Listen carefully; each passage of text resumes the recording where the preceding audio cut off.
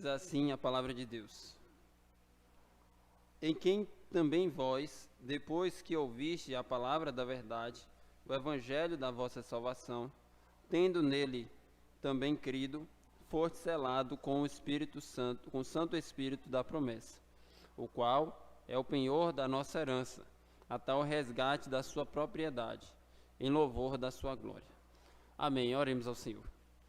Deus, nosso amado Pai, nós queremos dizer que é um privilégio e uma honra estar em Tua casa, para Te adorar, Te bendizer, poder conhecer-Te um pouco mais.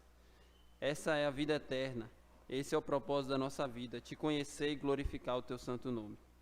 Por isso, Senhor, clamamos humildemente que o Senhor nos ensine da Tua palavra, nos trazendo a iluminação do Espírito Santo, aplicando as verdades desse texto sagrado ao nosso coração, e que o nosso coração seja um solo fértil, para que a Tua palavra possa germinar e frutificar para a glória do Senhor. Ajuda-nos, Senhor, nesse momento.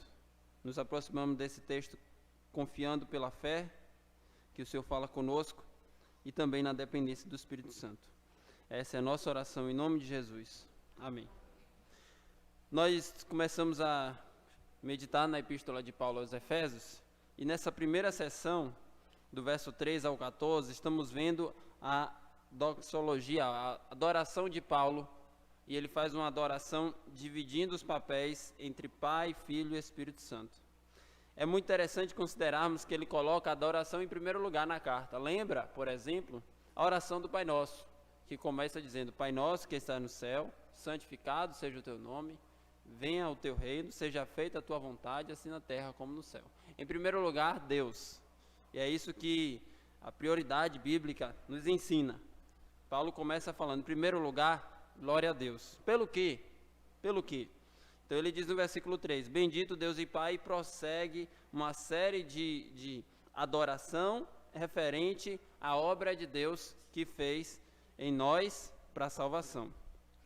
E nós vimos que Deus deve ser adorado porque Ele nos concedeu uma série de bênçãos espiritual nas regiões celestiais, e essas bênçãos são: Ele nos escolheu antes da fundação do mundo, nos predestinou para Ele em amor, nos adotou como os filhos, Ele nos redimiu, nós éramos escravos, Ele nos comprou com seu próprio sangue, Ele removeu os nossos pecados, Ele também fez convergir nele todas as coisas, e agora estamos vendo que nele nós fomos selados com o Espírito Santo. Tudo isso nós vemos 3 vezes esse refrão. Pensa quando nós cantamos uma música, tem uma estrofe, um refrão. Estrofe, refrão. Então aqui a gente vê o refrão: para o louvor da sua glória. Aqui tem variação, versículo 6. Para o louvor da glória de sua graça. Versículo 12. A fim de sermos louvor da sua glória. E versículo 14, o final, em louvor da sua glória. Esse é o refrão da adoração de Paulo, da doxologia de Paulo, que nós vemos essa adoração ao Deus Trino, menciona Pai, Filho e Espírito Santo. Então nós consideramos isso. Imagine que Deus nos escolheu antes da fundação do mundo. Deus nos predestinou e o preço precisava ser pago. Qual era o preço? O preço foi derramado na cruz, inclusive falamos um pouco disso hoje pela manhã. O preço, Jesus levou a nossa condenação na cruz. Ainda assim Ele removeu os nossos pecados, nos comprou, nos redimiu, nos transformou em filhos, fez tudo isso. Só que imagina que se Deus fizesse todo esse processo e no meio do caminho, na caminhada, nós simplesmente desperdiçássemos a salvação, jogássemos fora, simplesmente nos desviássemos e não fizesse valer de nada o plano de Deus. Do que valeria Deus ter nos escolhido, nos predestinado, morrido na cruz por nós, removido os nossos pecados, nos adotado como filhos, para nós simplesmente jogarmos tudo fora? Será que Deus iria querer correr esse risco? Um preço tão caro como o sangue de seu filho ser posto em xeque, ser posto em risco de ser simplesmente desperdiçado, como água que é jorrada fora, desce pelo ralo? Eu creio que não, e aqui a gente vê nesse texto que nós estamos meditando hoje, do versículo 13, os motivos disso. O motivo disso é que Ele nos selou com o Espírito Santo. Nós vimos o papel do Pai na salvação. Nós vimos o papel do Filho na salvação. E agora nós estamos vendo um papel do Espírito Santo na salvação. Nós é importante entender isso, porque hoje em dia muito se fala sobre o Espírito Santo. Muitas igrejas falam sobre o mover do Espírito Santo, a atuação do Espírito Santo, a obra do Espírito Santo. Só que, apesar de ser muito dito, pouco é bíblico. As pessoas falam muito sobre o operar do Espírito Santo, mas com pouca ou nenhuma base bíblica. E o que nos interessa é o que é proveniente da palavra. O que é que a Bíblia diz que Deus, o próprio Espírito Santo, faz na salvação? E aí nós vamos ler o versículo 13, que diz: em quem também vós, depois que ouviste a palavra da verdade, o evangelho da vossa salvação, tendo nele crido, foste selado com o Espírito Santo. Então a gente vai começar esse texto explicando da última frase: foste selados com o Espírito Santo. Por quê? Paulo está dizendo assim: vocês foram selados com o Espírito Santo quando? Vocês foram selados com o Espírito Santo quando ouvimos a palavra da verdade, o evangelho da nossa salvação, e cremos nele. Nele quem? Cristo, que ele falou no versículo 12. Então vamos começar explicando essa parte da última frase: foste selado com o Espírito Santo. O que é que isso significa? Quando nós encontramos uma expressão como essa na Bíblia, devemos entender qual era o conceito e a função daquela época cultural do selo. E aí é uma linguagem que Paulo usa para falar da obra do Espírito Santo em nós. O que é que o selo fazia? Qual era a atribuição do selo? E aí nós vamos nos aproximar um pouco mais daquela época para entender, né? Eu vou pedir que coloque a primeira imagem. É um anel, para vocês verem o que é o selo da época da Bíblia.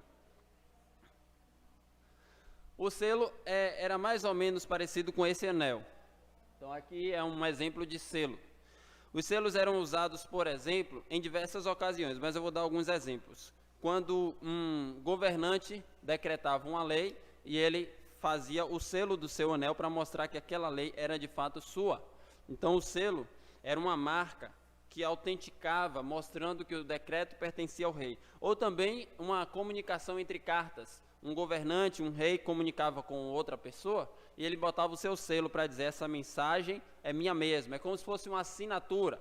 Ou, em nosso tempo, era como se você assinasse, reconhecesse firme em cartório, e aquele selo do reconhecimento em cartório comprova que ali de fato é a sua assinatura. O contrato está autenticado. Aquela assinatura é sua e ponto final.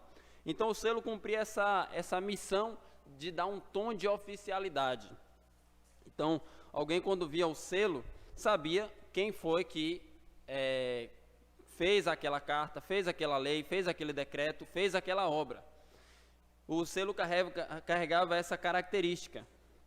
Algumas ocasiões que o selo era usado, como eu disse: troca de cartas, decreto de leis, lacre de espaços. Aí eu vou dar um exemplo: quando o túmulo de Jesus foi lacrado, o testamento como herança e a autenticação de um documento, como eu falei. Se uma pessoa enviava uma carta para outra, só quem pode abrir é a outra. Por quê? Porque tinha o selo. Se alguém tivesse aberto a carta ou o documento antes de chegar ao seu destinatário, a pessoa veria que o selo foi quebrado. Então o selo traz essa segurança, traz essa proteção. E aí a gente vai ver alguns versículos bíblicos que falam, por exemplo, sobre o selo.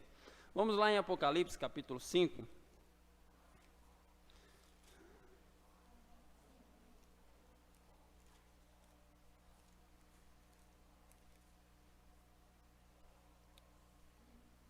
Versículo 1.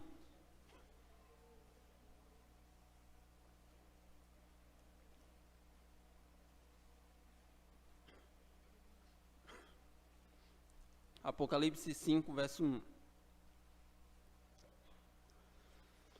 Vi na mão direita daquele que estava assentado no trono um livro, escrito por dentro e por fora, de todo selado, com 7 selos.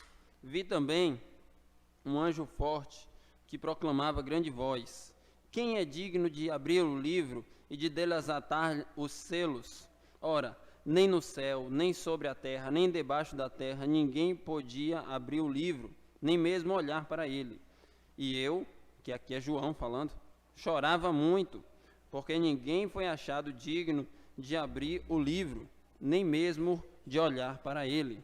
Todavia, um dos anciãos me disse: não chores, eis que o leão da tribo de Judá, a raiz de Davi, venceu, para abrir o livro e os seus 7 selos. Aqui a gente vê um exemplo disso. Eu peço que coloque a imagem que tem 7 selos. É um exemplo desse livro com 7 selos. Uma ilustração para vocês entenderem um pouco mais. Um documento que tinha 7 selos era assinado e testemunhado por 7 pessoas, 7 testemunhas. E aquele documento só podia ser aberto por uma pessoa específica. Quando existia esse processo, normalmente era um processo de herança. Então aqui está dito que Jesus é o herdeiro real, que é capaz de abrir o selo, proprietário de todo o universo, de toda a criação. Então é exemplo do documento, do livro com os 7 selos. E a imagem do meio, só para os irmãos entenderem como era feito esse processo, né? Então tem o anel, mais ou menos, um selo, e aí você lacra o objeto. Então, o selo tinha essa função de comunicar segurança. Um documento selado era um documento seguro, protegido, cumpria a função do lacre. Não sei quantos de vocês já fizeram algum concurso, prova de Enem, por exemplo. Quando chega na prova do Enem, o fiscal fala assim: tá vendo aqui, está lacrado, para mostrar, eu não abri a prova antes, vocês são minhas testemunhas que eu recebi lacrado e vou abrir agora diante de vocês. Então o selo cumpre essa função de ser um lacre, que comunica segurança.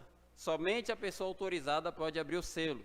O selo também comunica propriedade. Aí a gente vai lá para 2 Timóteo, capítulo 2, verso 19.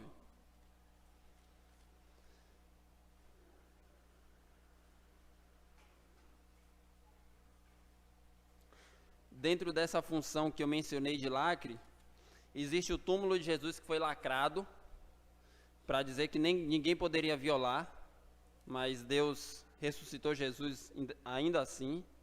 E também quando Daniel foi lançado na cova dos leões, o rei lacrou o túmulo com o seu anel, ou com o seu selo, para mostrar que ninguém poderia libertar Daniel, senão o próprio rei. E a gente vai para 2 Timóteo, capítulo 2, verso 19. Não percam de vista, não percam de mente o seguinte: estamos pegando todas essas informações sobre selo para entender a relação do Espírito Santo em nós. Nós fomos selados com o Espírito Santo. 2 Timóteo 2, verso 19. Entretanto, o firme fundamento de Deus permanece, tendo este selo: o Senhor conhece os que lhe pertencem. Então nós vemos que selo também comunica pertencimento. Quando alguém tem um texto de Jeremias 32, verso 10, que ele adquiriu uma propriedade, assinou e selou.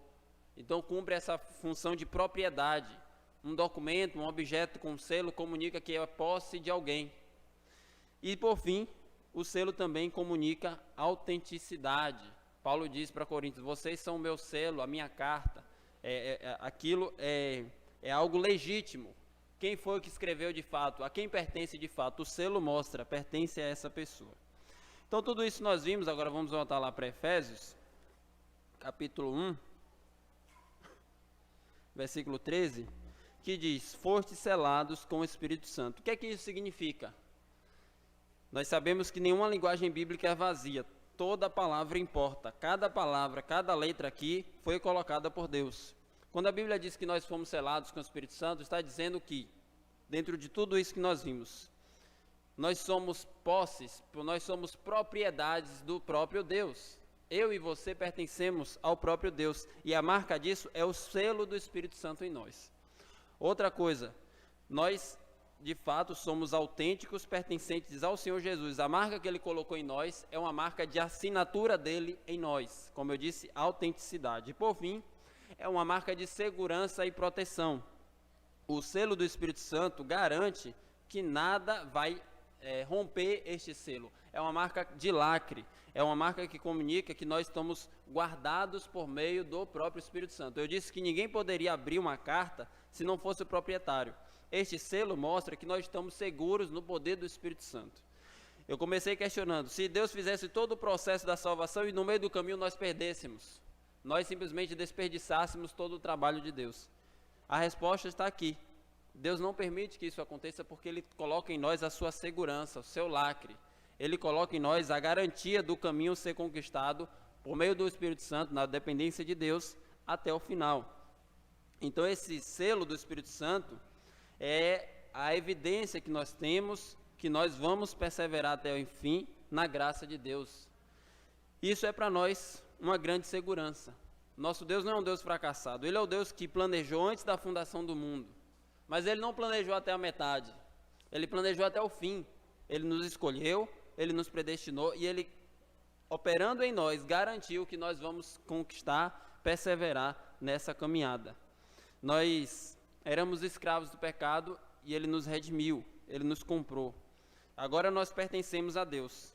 Existe alguma evidência que nós pertencemos a Deus? Existe alguma manifestação dessa propriedade? Existe o selo do Espírito Santo. Nós temos essa assinatura, essa autenticação de Deus em nós. Pertencemos ao Senhor. E isso é maravilhoso.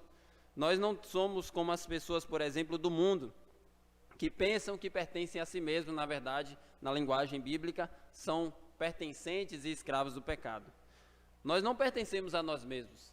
Nós não fazemos tudo o que queremos. E nem é bom fazer tudo o que queremos. Nós fazemos tudo o que Deus quer, porque nós pertencemos a um Senhor.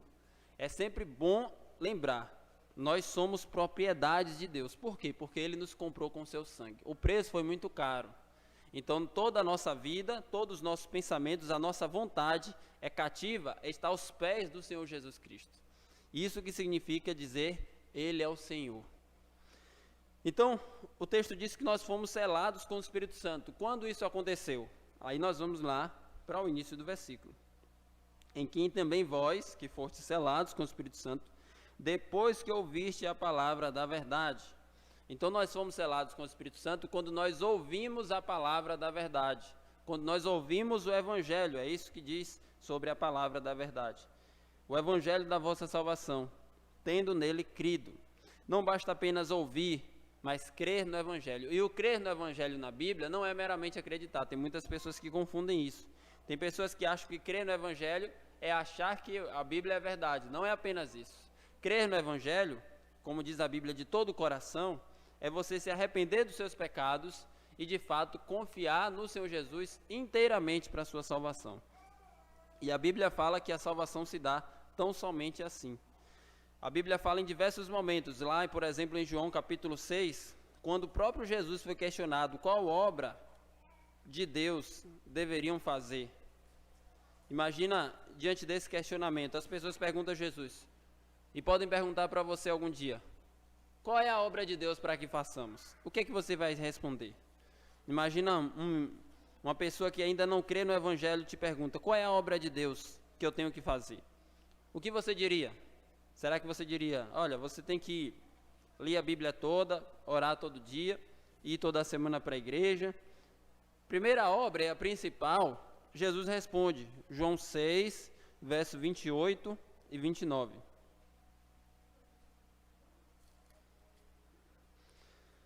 Dirigiram-se, pois, a ele, perguntando, que faremos para realizar as obras de Deus? Então eles querem saber, mas aqui eu devo esclarecer, eles perguntam cinicamente, porque eles não tinham sinceridade no coração. Respondeu-lhe Jesus, a obra de Deus é esta, que creiais naquele que por ele foi enviado. Ou seja, a obra principal, para o início de conversa, para a gente começar o diálogo, é você crer em Jesus Cristo. Crer em Jesus Cristo significa o quê? Depositar toda a sua fé, a sua vida e a sua esperança única e exclusivamente nele. A fé cristã consiste nisso, crer em Jesus. Esse é, inclusive, um dos versículos mais conhecidos na Bíblia. Vocês podem citar comigo, porque Deus amou o mundo de tal maneira que deu seu Filho unigênito para todo aquele que nele crê, não pereça, mas tenha a vida eterna. Nele crê. A Bíblia fala, o justo viverá pela fé. A fé, esse crer, é esse salto de confiança. Que você não tem todas as respostas, você não sabe exatamente todas as coisas. Inclusive, quando alguém está conhecendo o Evangelho, não sabe muita coisa. Não sabe muito bem como orar, não sabe muito bem como ler a Bíblia, não sabe, na verdade, muitas coisas. Mas a questão não é saber tudo, ou até mesmo fazer tudo. A questão, em primeiro lugar, é com o coração. confiar em Deus, na obra que Ele fez por nós. E um texto que eu inclusive mencionei hoje pela manhã, que eu gosto sempre de citar, João 14:1. Não se turbe vosso coração, crede em Deus, crede também em mim. Onde o próprio Senhor Jesus mostra que a vida do servo de Deus é confiando em Jesus, mesmo nos momentos difíceis. E por fim, Romanos capítulo 10, verso 9 e 10.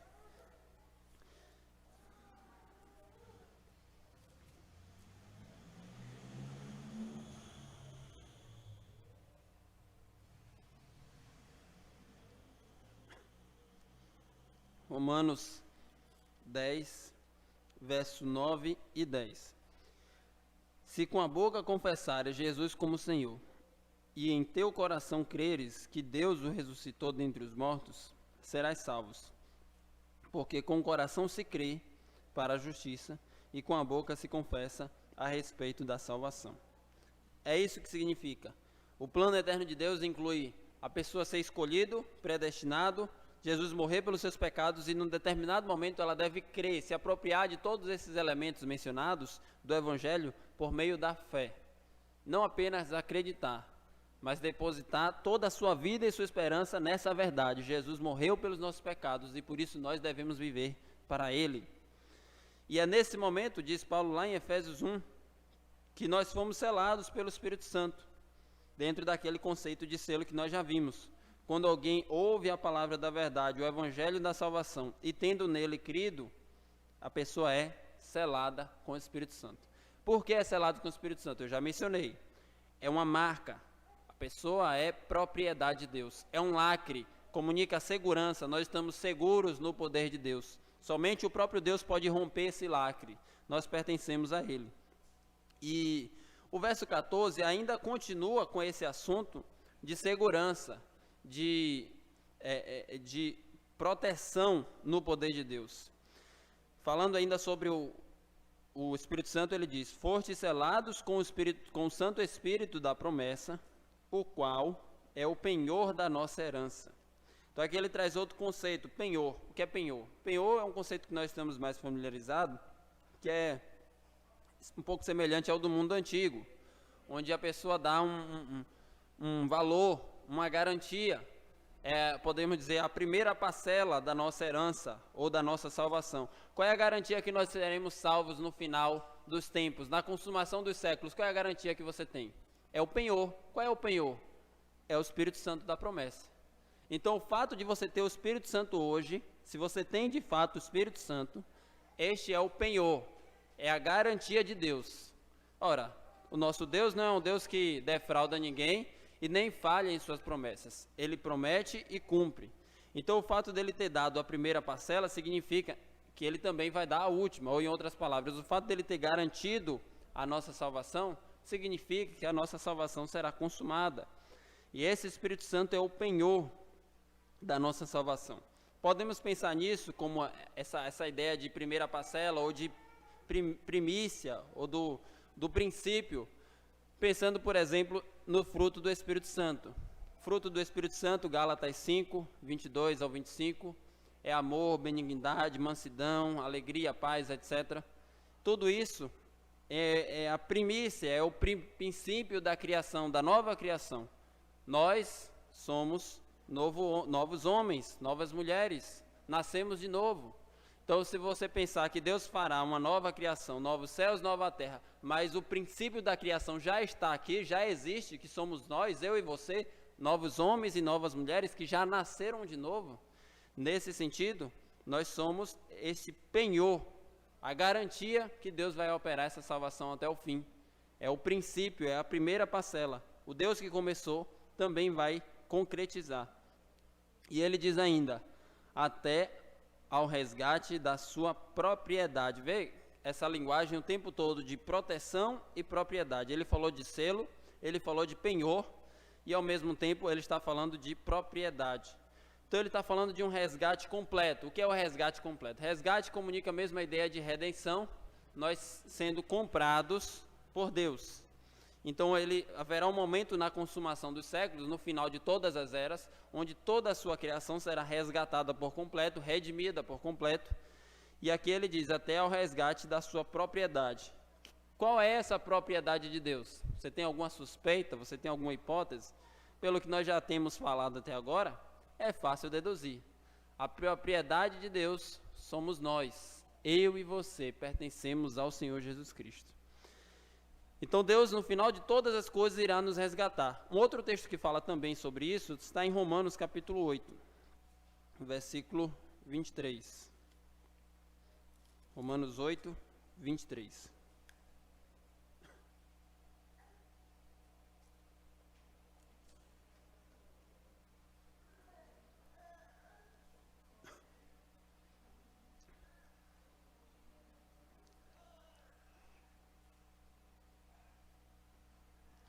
E não somente ela, ele está falando sobre a criação, mas também nós, que temos as primícias do Espírito, igualmente gememos em nosso íntimo, aguardando a adoção de filhos, a redenção do nosso corpo.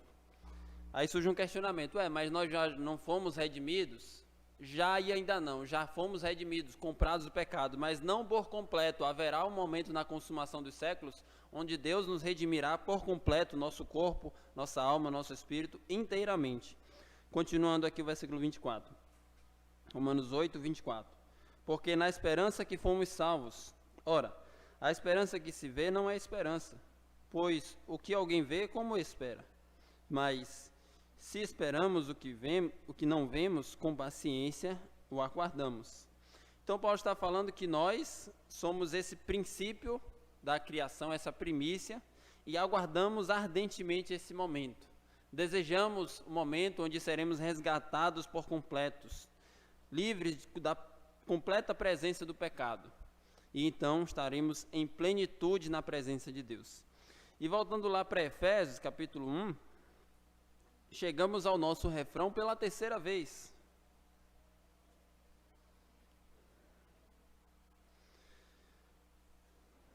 A repetição é um dos recursos do período que a Bíblia foi escrita para memorização e para assimilação.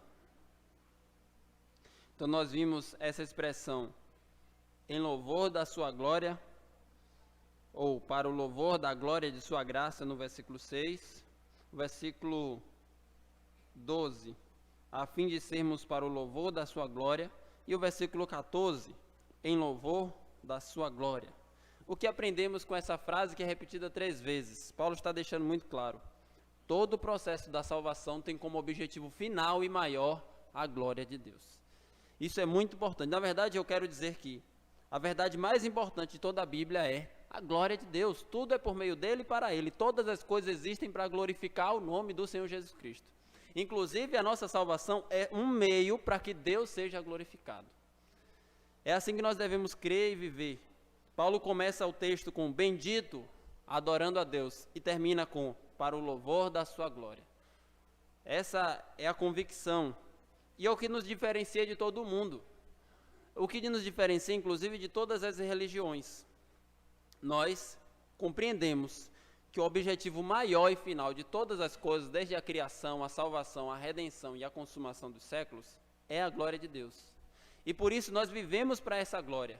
Nós já vivemos fazendo todas as coisas para a glória de Deus, como se estivéssemos no futuro. Porque a nossa vida tem esse objetivo, tem esse propósito. Ao contrário de todas as outras religiões, de todas as outras pessoas, que não consideram como valor último a glória de Deus. Muitos buscam ser salvos da justiça divina, muitos buscam algum tipo de religiosidade, algum tipo de satisfação para o coração, mas nós buscamos em última instância a glória de Deus. E por que nós nos arrependemos? Porque nós pesamos, nos entristecemos que os nossos pecados ofenderam a glória de Deus. A glória de Deus é o padrão e a medida de todas as coisas. Um homem na Grécia Antiga, Heráclito, disse: o homem é a medida de todas as coisas. E hoje muitas pessoas têm esse pensamento. A razão humana é a medida de todas as coisas. A ciência é a medida de todas as coisas. E pensam que o homem é o padrão de se medir tudo. Mas de acordo com a Bíblia, a medida de todas as coisas é Deus e a sua glória. Deus diz isso em Isaías: eu faço isso por amor de mim. Deus diz isso nos primeiros livros da Bíblia. Deus diz isso inclusive no famoso Salmo 23, que o Salmo 23 diz: o Senhor é o meu pastor, nada me faltará, Ele me faz repousar em pastos verdejantes, leva-me para das águas de descanso, refrigera minha alma, guia-me pela vereda da justiça, por amor do seu nome. Deus faz todas as coisas por amor do seu nome, inclusive a salvação tem como este objetivo: exaltar o seu Filho, exaltar Jesus Cristo. Todas as coisas têm como objetivo final a glória de Deus. Devemos considerar isso. E aí nós chegamos às nossas aplicações. A primeira, e isso aqui é um grande descanso para mim e eu desejo que seja para você também. Em Deus, nós temos a segurança de salvação, nós temos descanso, nós temos repouso, nós podemos aquietar nossa alma e descansar no Senhor. Eu não estou dizendo com isso que podemos viver de qualquer maneira que no final seremos salvos, jamais, ou na expressão bíblica, de maneira nenhuma, jamais direi isso, porque a Bíblia diz que nós fomos eleitos antes da fundação do mundo para sermos santos e irrepreensíveis. A salvação de Deus está intimamente ligada com santidade e distanciamento do pecado. Eu estou dizendo que Deus nos garante com o seu poder, na ajuda dele, na dependência do Espírito Santo, que nós vamos caminhar até concluir o processo. Podemos até estar tropeçando, podemos até cair, falhar. Nós somos pecadores.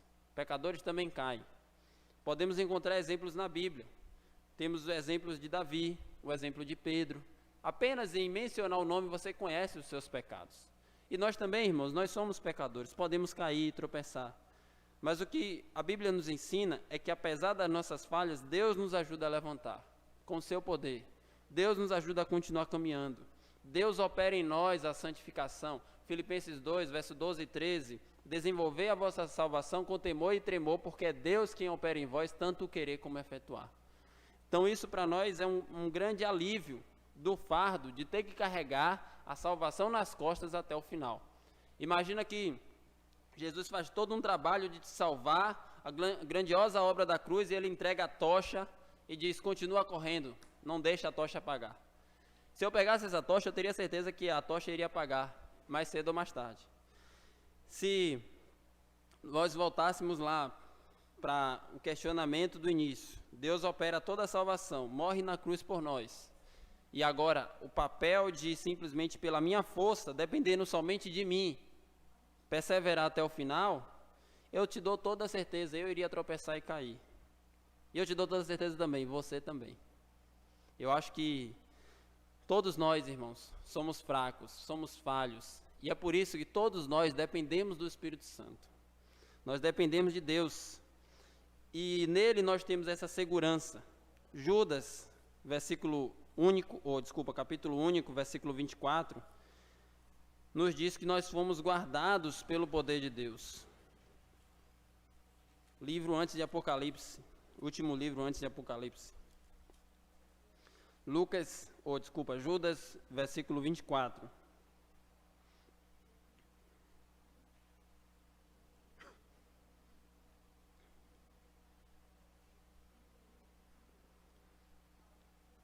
Ora, aquele que é poderoso para vos guardar de tropeços e vos apresentar com exultação, imaculados diante da sua glória. Baseados em que eu tenho a certeza que nós vamos perseverar, ou baseados em que nós vamos perseverar? No poder de Deus. É somente no poder de Deus. Ele nos ajuda em nossas fraquezas, Ele nos ajuda em nossas falhas, Ele nos ajuda em nossa caminhada. Isso diz respeito, irmãos, à glória de Deus. Deus não é um Deus que começa uma obra e deixa a obra inacabada. Imagina a parábola de Jesus, ele diz assim: olha, quando você for me seguir, calcule os custos. E aí ele conta algumas parábolas. Ele diz: um homem começou uma obra e não conseguiu concluir. Todo mundo que passa, vê a obra inacabada, vê a vergonha, porque ele começou sem calcular os custos. Ou um exército que foi para a guerra e não calculou a quantidade de soldados e passou vergonha também. Imagina, será que o nosso Deus iria começar uma obra e deixar uma obra inacabada? Eu creio que não. Eu creio que o nosso Deus, com o seu poder, nos ajuda em nossas fraquezas, nos ajuda a caminhar, nos ajuda a perseverar, nos ajuda em nossas falhas. E é através dele que nós conseguimos perseverar. nas palavras de Jesus, as minhas ovelhas ninguém as arrebatará da minha mão.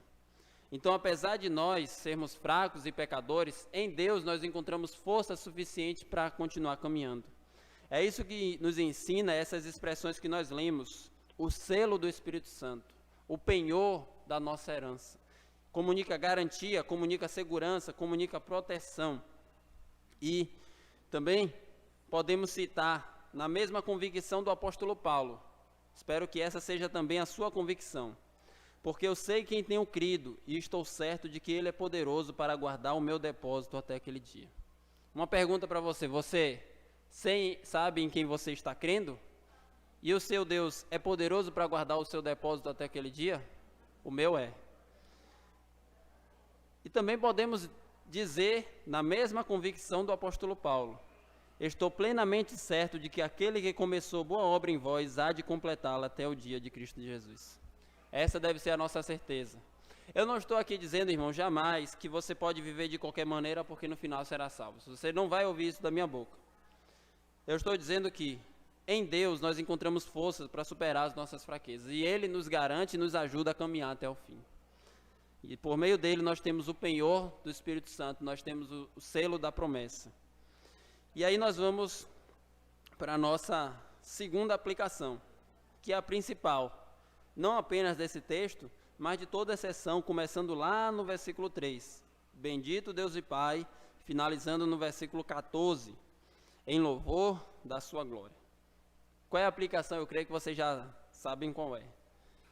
Uma palavra, de tanto eu repetir, eu acho que vocês já aprenderam. Doxologia, adoração a Deus. É isso que Paulo está fazendo aqui. Paulo está adorando a Deus. E Paulo coloca como motivo dessa adoração a obra de Deus por nós, a grande salvação. Se alguém questionar, bom, então nós podemos viver de qualquer maneira, porque no final nós seremos salvos, a resposta bíblica é, de maneira nenhuma. Nós vamos viver tendo em mente a glória de Deus, porque Deus nos salvou para a sua glória.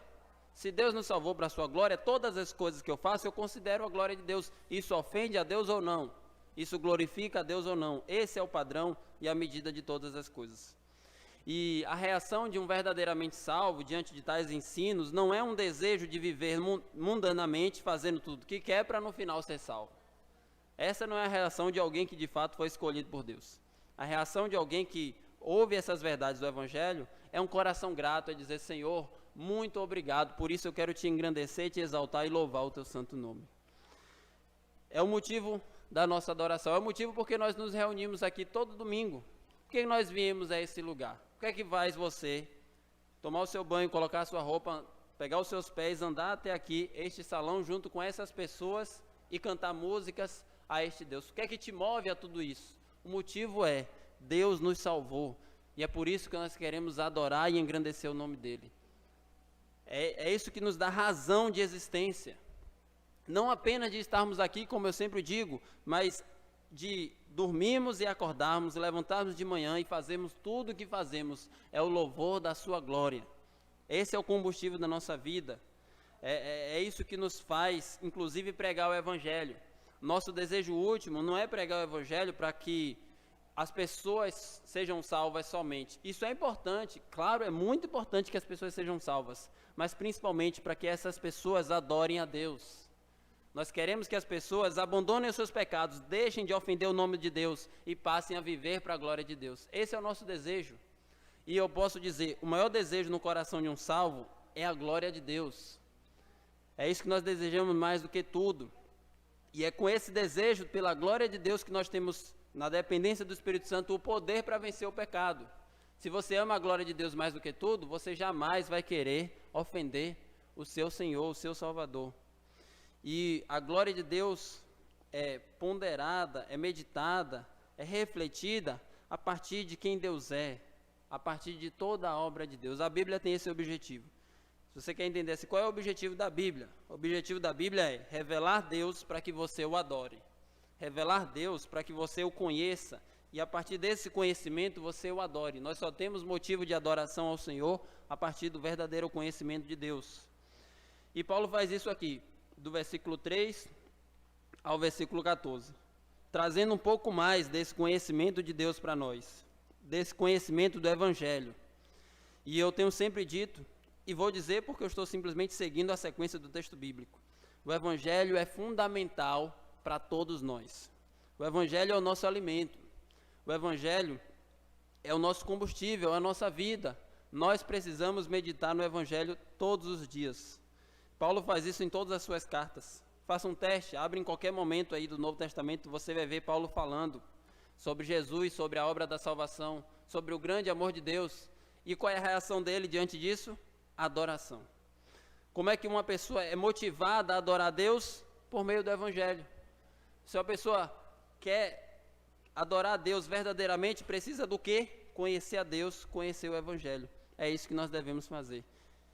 Esse o fôlego, esse o motivo, esse o combustível da verdadeira adoração. Por isso eu queria que todos nós meditemos nessas verdades. O Evangelho que começou quando? Antes da fundação do mundo.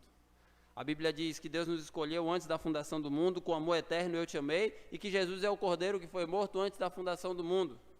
Só que não apenas na eternidade, mas entrou no tempo, entrou na história. E na história, Jesus é o Verbo que se fez homem, sendo este Deus eterno, que, como diz nas palavras e na oração de Salomão, até os céus dos céus não podem te conter. Coube no ventre de uma mulher, se fez um homem como um de nós. Viveu neste mundo sem jamais ter pecado, sombra alguma de malignidade em seu coração.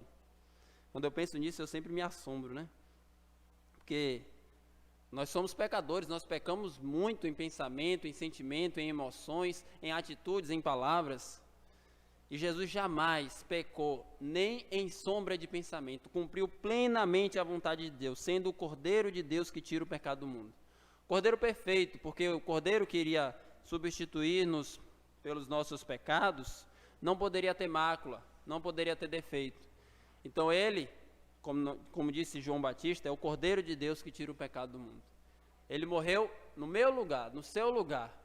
Ele morreu no lugar daqueles que o amam, daqueles que creem nele, daqueles que confiam nele. Mas ele não está morto, ele não está numa cruz. A cruz está vazia, o túmulo também. Ele ressuscitou, ele vive para todo sempre. E essas verdades nos motivam. Jesus vive, Jesus ascendeu aos céus, nos céus ele está fazendo o quê? Vimos hoje pela manhã. Ele reina, ele intercede por nós, ele prepara o nosso lugar. E ele também nos deixou uma promessa. Eu vou e virei para vos levar para mim mesmo. Olha que promessa maravilhosa. Não apenas o céu, não apenas o que nós desejamos como um ambiente, mas ele mesmo. Essa é a promessa dele. Eu vou vos levar para mim mesmo. A nossa maior promessa é o próprio Deus. E por fim, ele nos garantiu que isso será concretizado até o fim. Com essas verdades nós podemos descansar. É melhor do que um travesseiro, porque nós estamos seguros na proteção de Deus. Que certeza você tem que hoje você dorme crente e amanhã você continuará sendo? O penhor do Espírito Santo, o selo do Santo Espírito da promessa. E por isso nós devemos em todas as coisas adorar a Deus. Esse é o plano de Deus. E nas palavras de Paulo, lá no versículo 10, de fazer convergir nele, na dispensação da plenitude dos tempos, todas as coisas, tanto as do céu como as da terra. Lemos algo parecido em Filipenses 2, para que diante dele se dobre todo o joelho e toda a língua confesse que Jesus Cristo é o Senhor, para a glória de Deus Pai. Lemos também em Colossenses que Deus faz convergir nele todas as coisas, tudo é por meio dele e para ele. E todo esse processo de salvação, Deus estabeleceu um funil, um caminho, e este caminho é Jesus Cristo, para que ao final de todas as coisas ele seja glorificado. E durante toda a eternidade, o que é que nós faremos? Meditaremos nessa verdade do Evangelho e iremos glorificar e exaltar o seu santo nome.